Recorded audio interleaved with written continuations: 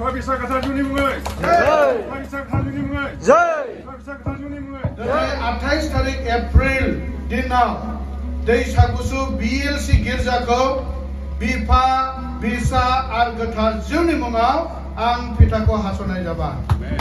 Praise the Lord. आरोबाव नैबो दंबावो बे फिथाखौ हानायनि सिगां जोङो बे गिर्जाखौ बिफा फिसा गोथार जिउनि मुङाव डेडिकेसन प्रार्थनाजों खालामग्रोदों। बे गिर्जाजों लोगोसे बेयाव हाबनाय ओंखारनाय साफ्रोमबो मण्डलीनि बिश्वासी नखरफोरखौ नुनो गथायना बासायदों जिसुनि नामजों आमेन। बिफा फिसा गोथार जिउनि मुङाव बे गिर्जा दरखंखौ आरोबाव हास'बावनाय जाबाय जिसुनि मुङाव। क्रुसनि सिङाव जों थागोन। क्रुसनि सिङाव जों थागोन। क्रुसनि सिङाव जों थागोन। Hello लोगोफोर, वेलकाम टू माय यूट्यूब चैनल। आं दङ दिनैहाय हा गोदानावहाय जों दिनैहाय मोनसे गिर्जा फोथारनायाव फैदों। दायो आं बे गिर्जा फोथारनायनि बे हा गोदाननि नामखौनो बुंनो सानबाय। दैसागुसु आयना दखाननि साहा दैसागुसु होननाय गामियावहाय बिएलसि चार्चनि गिर्जा मोनसे ओपनिं खालामगोन। दिनैहाय बे माबायदि लुदों बेखौ आं नोंथांमोननो देखायनो सानबाय। आंनि ब्लगनि गेजेरजों नायलांदो।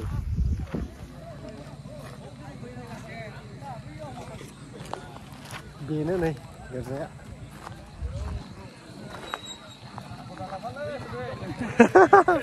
नों आरो बोजों देखायो। मोजां ना?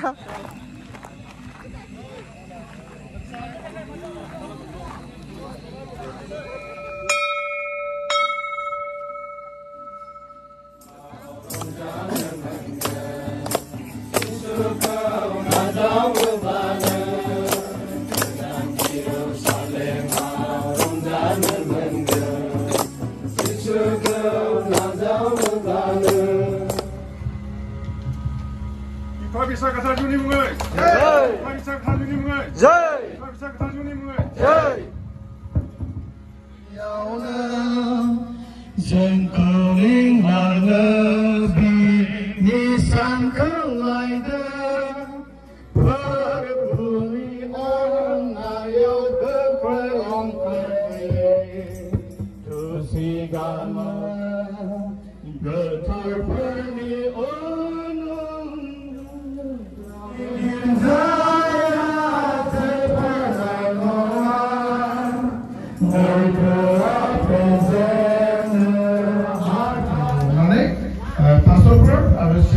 जोंनि काउन्सिल सेक्रेटारि उन्होंने आखाइखौ जयै होगोन। दिनै 28 तारिख एप्रिल दिनाव दैसागुसु बिएलसि गिर्जाखौ बिफा बिसा आरो गोथार जिउनि मुङाव आं फिथाखौ हास'नाय जाबाय। Praise the Lord.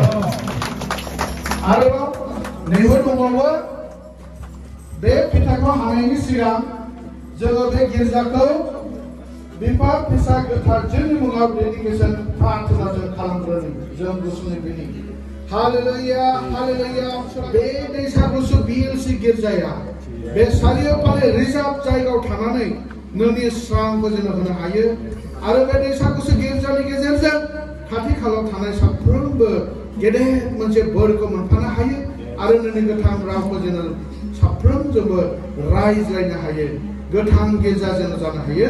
बेबायदि बरसा खालामनानै बे गिर्जाजों लोगोसे बेयाव हाबनाय ओंखारनाय साफ्रोमबो मण्डलीनि बिश्वासी नखरफोरखौ नुनो गथायना बासायदों जिसुनि नामजों आमेन। बिफा फिसा गोथार जिउनि मुङाव बे गिर्जा दरखंखौ आरोबाव हास'बावनाय जाबाय जिसुनि मुङाव। क्रुसनि सिङाव जों थागोन। क्रुसनि सिङाव जों थागोन। क्रुसनि सिङाव जों थागोन।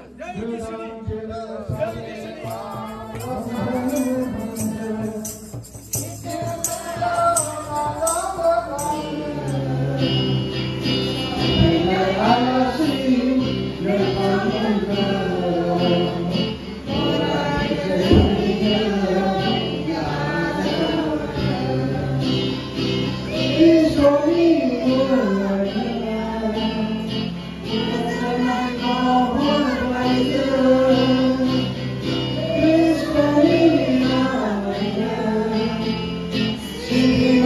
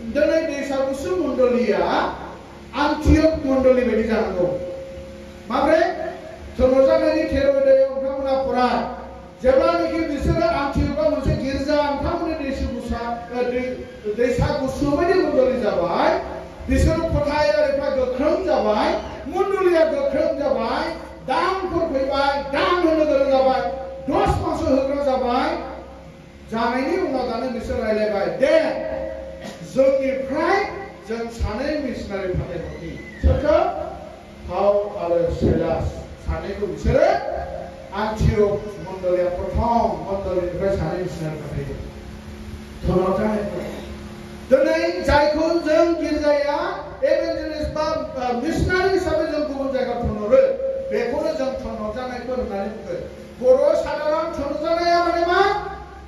गुसु मण्डलीनिफ्राय दिनै गाबोननि उनाव जुदि नोंथांमोना बुङोब्ला दे जों BLC दैसा गुसु मण्डलीया गोख्रों जाबाय दान होग्रा जाबाय टाइट होग्रा जाबाय दा बेनिखायनो जोंनि मण्डलीनिफ्राय जों सासे मिशनारि जों फाथायहरनि होननानै नोंथांमोना नाम्बार 1 फुल प्लेजेड मण्डलीया थोनहरजाग्रा मण्डली जानांगौ थोनहरग्रा मण्डली जानांगौ नाम्बार 1 दुइ नाम्बारा जाहैबाय मण्डलीयाव नाबिफोर थानांगौ होनना बुंदों नैबे नाबि होननानै बुङोब्ला जोङो साधारनथे गोबां समाव नाबि होनोब्ला भाबबान होनना बुङो दा प्रफेट होनना बुङो बेवहाय माखासेफ्रा भुल बुजिनानै दङ बुङो बे नाबि मण्डलीयाव नाबि थानायनि ओंथिया मा इंलिसाव होनदों जाहैबाय प्रफेट्सफ्रा इसोरनि बुंग्रा खौगा होनना बुङो आरोखि खौगा तारमाने नाबिफ्रा सोरखौ होनो इसोरा मा बुंदों बाइबेलाव मा बुंदों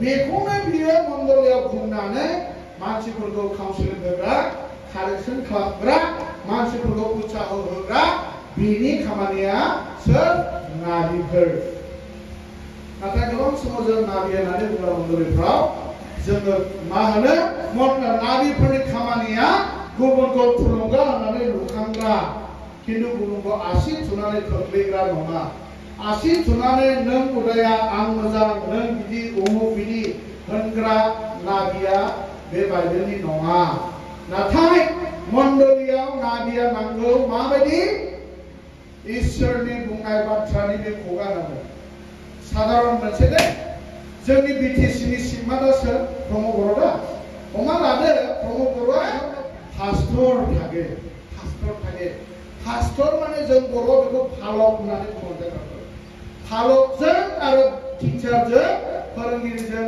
एसे सिमिलार हा सोरनिबा मण्डलीयाव टिचार जानो उपयुक्त गैयाब्ला बे फालकआनो टिचारनि खामानिखौ बे फोरोंगिरिखौ बे मावनो हायो मानोना किन्तु डेजिगनेसना मा जायो फालक माने बियो लावखार बे बर' बाइबेलाव बुंदों मण्डलीयाव सासे लावखार थानो गोनां लावखारनि खामानिया मा नोंथांमोना मिथिगौ लावखारा गावनि मोसौ मोसाखौ जेरै जोथोन लायो जोंनि आदै दंफैयो जों गोरलैयाव जोंनि दाबो दङ मोसौ फालो दङ बिराद गोबां मोसौ फालो दङ सानसेखालि मा जाबाय लावखारा मोसौ गुमहैनानै मा जाखो मोनानानै फैनायाव मोसौआ मासे मोनबोगासिनो लावखारा हारसिं रखम फैबाय जाहा जोंबाय हनै आदैया मोजाङै जिरायगासिनो दं राजोब्बाय लावखारा दानिया मोसौखौ खोमाबो जोबाय मै जागोन लावखारनि दायाव जोंबो दानिया थथ' थांथासो बुजालाय लांबाय मोसौ खोमानायनि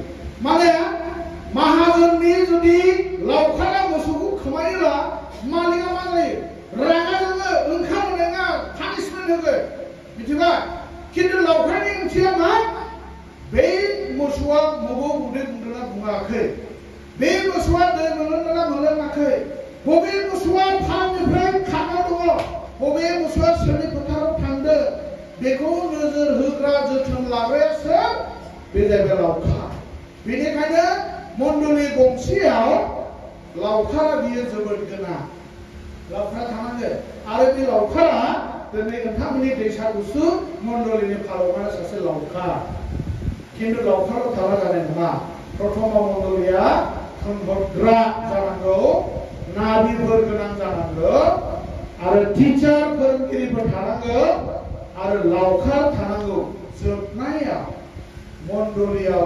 इभान्जेलिस्ट थानांगौ बे इभान्जेलिस्टआ जाहैबाय आफानि इसोरनि गाहाम रादाब बे गाहाम रादाबखौ खोन्थाबायग्रा बेखौ होनो जाहैबाय इभान्जेलिस्ट जों दहाय रोजाबदों मा रोजाबदोंब्ला जों सोरगोआव थांगोन होननाया मा बुंदों मेथाइ खनलांगोन जों जोमैनि सा सोरगोआव थांगोन दा बियो जोंनि बयनिबो थाखाय गाहाम बाथ्रा जिसुआ जोंनो गोथां जिउ होनानै दिनै बियो जों साफ्रोमखौबो सोरगो रायजोआव बियो लांसिगोन बे गाहाम बाथ्राखौ नोंथां आरो जों बयबो मोनबाय नाथाय बे गाहाम बाथ्राखौ मोनैखायनो देवबारनि दिनाव गय गायदों मोनजाग्राफोर बिथांमोना मोनथिया माबेया गाहाम बाथ्रा रबिबाराव मानो दिनै जिरायनानै ख्रिस्टानफ्रा गिर्जा हाबो ओरैनो खोनादोंल'सो